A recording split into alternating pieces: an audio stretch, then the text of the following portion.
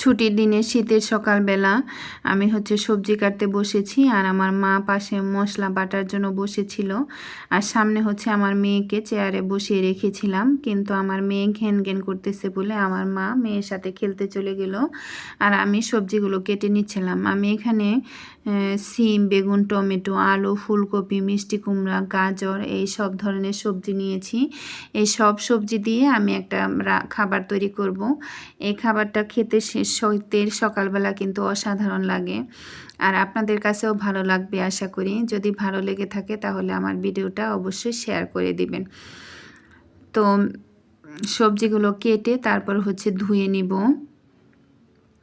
এই যে সবজিগুলো ধুয়ে নিচ্ছি, ধুয়ে আলাদা আলাদা করে নিয়ে নিব।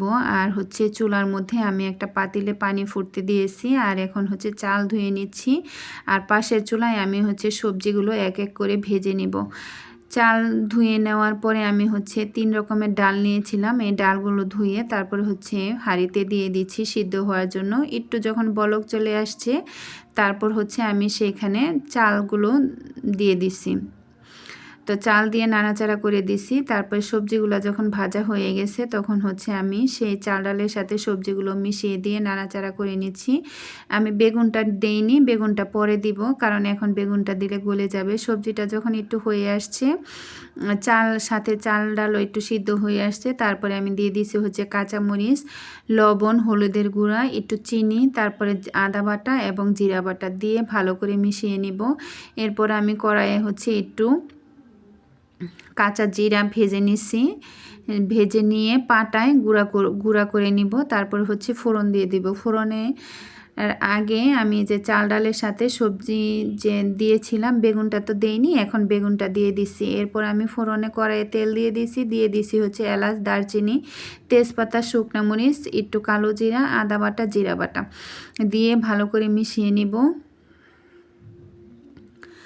ভালো করে মেশানোর পরে আমি এই মশলাগুলোকে সেই চাল ডালের সাথে মিশিয়ে দিব, কারণ কড়াইয়ের মধ্যে এতগুলো চাল ডাল তো ধরবে না। এই মিশানোর পরে দেখেন আমি আজকে লেটকা খিচুড়ি রান্না করতেছি। আর শীতের সকালে এই লেটকা খিচুড়ি খেতে কিন্তু খুব ভালো লাগবে।